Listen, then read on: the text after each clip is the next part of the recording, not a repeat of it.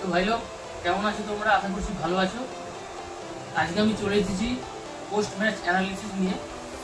এর আগে আমি তোমাদের প্রেডিকশন ভিডিওটা দিয়েছিলাম। আজকে আমি চলে এসেছি পোস্ট ম্যাচ অ্যানালিসিস, মানে ম্যাচের পর কী রেজাল্ট হয়েছে, কীরকম খেলেছে টিমেরা, সেই নিয়ে আমি একটা ছোট্ট ভিডিও করবো। তো প্রথমেই চলে এসেছি আমাদের কোপা আমেরিকায় আর্জেন্টিনা বনাম ইকুয়েডরের যে ম্যাচটা হয়েছে। আমি তোমাদের বলেছিলাম আর্জেন্টিনা জিতে যাবে, সত্যি আর্জেন্টিনা জিতেছে, কিন্তু এরকমভাবে যে আর্জেন্টিনা জিতবে সেটা আমি ভাবতে পারিনি। কারণ ইকুয়েডর কিন্তু যথেষ্ট ফাইট দিয়েছে। লিসান্দ্রো মার্টিনেজের করা বলে আর্জেন্টিনা কিন্তু প্রথমার্ধে এগিয়ে গিয়েছিল। আমরা ভেবেছিলাম আর্জেন্টিনা ইজি ম্যাচটা জিতে যাবে, কিন্তু একদম খেলার শেষ মুহূর্তে গিয়ে ইকুয়েডর কিন্তু ইকুয়ালাইজ করেছে। খেলাটা তারা 1-1 করেছে, তারপরে খেলাটা তারা এক্সট্রা টাইমে নিয়ে গেছে। 120 মিনিট খেলা হয়েছে, সেখানেও কিন্তু ম্যাচের কোনো ডিসাইড হয়নি। তাই জন্য খেলাটা টাই ব্রেকারে গেল, এবং টাই ব্রেকারে গিয়ে আমরা ফাইনাল দেখলাম গত ম্যাচে যখন ক্রিস্টিয়ানো রোনাল্ডো পেনাল্টি মিস করেছিল তখন আমরা সবাই হতবাক হয়ে গেছিলাম।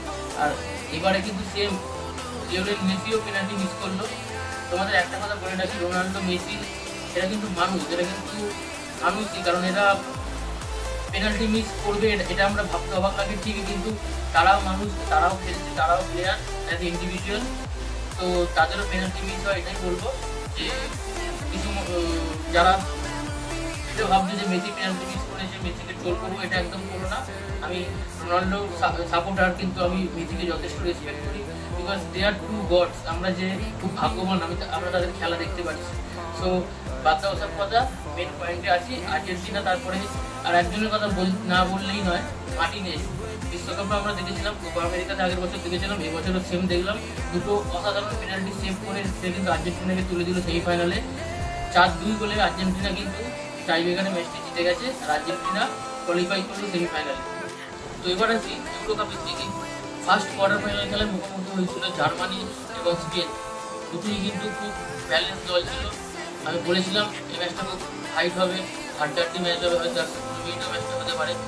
ঠিক তাই হয়েছে, কারণ দুটো দলেরই এমন কয়েকজন প্লেয়ার ছিল যারা যখন তখন কিন্তু ম্যাচের রং বদলে দিতে পারে। আর স্পেন কিন্তু প্রথমে গোল করে এগিয়ে গিয়েছিল, কিন্তু তারপর জার্মানি কামব্যাক করলো, ইকুয়ালাইজ করলো খেলা শেষের একদম আগে। তারপরে কিন্তু স্পেন আবার 119 মিনিটে গোল করে স্পেন চলে গেল সেমিফাইনালে। জার্মানি এখান থেকেই আউট হয়ে গেল।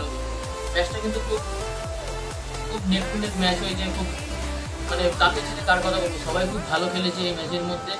একদম যেমন আমাদের এখানে দুই বড় দল খেললে যেরকম হয় সেরকম হয়েছে।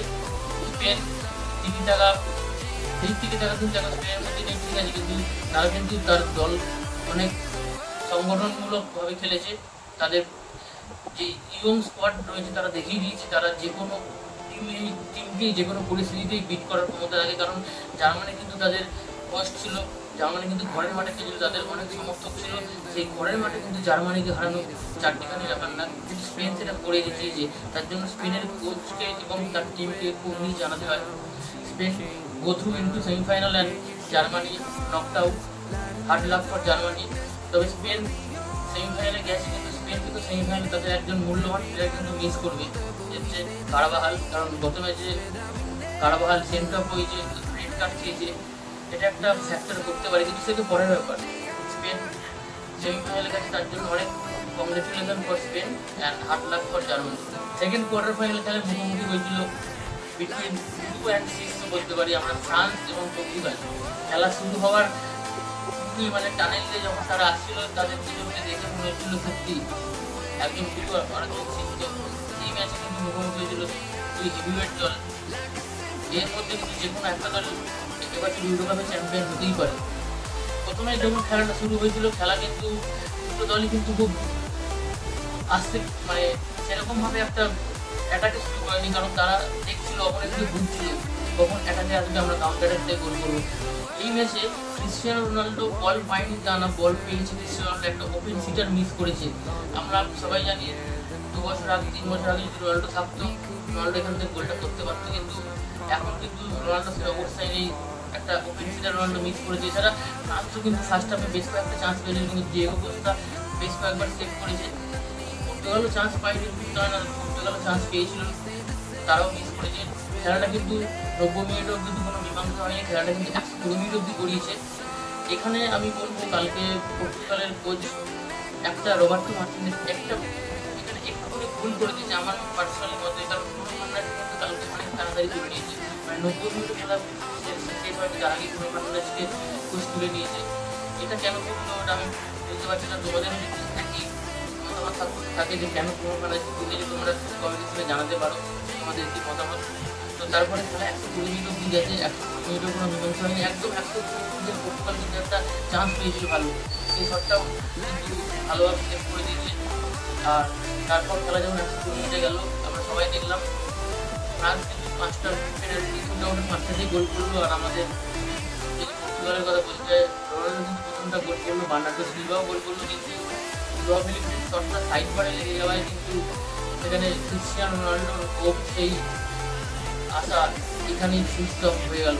ক্রিস্টিয়ানো রোনাল্ডোকে হয়তো আমরা আর পর্তুগাল জার্সি গায়ে ইউরো কাপে মঞ্চে দেখতে পাবো না।